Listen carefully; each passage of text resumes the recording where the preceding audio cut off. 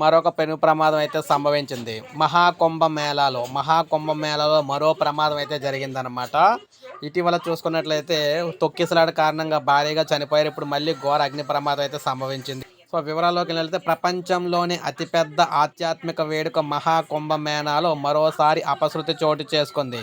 Prayagraj sector 22లోని చట్నాగ్ ghat వద్ద ప్రమాదవశాత్తు మంటలు చెలరేగాయి. ఈ ఘటనలో దాదాపు 15 గుడారాలు కాలిపోయాయి. అగ్నిమాపక సిబ్బంది హుటాహుటిన అక్కడికి చేరుకొని మంటలు అదుపు చేశారు. ఎవరికీ ప్రమాదం జరగలేదని అధికారులు వెల్లడించారు.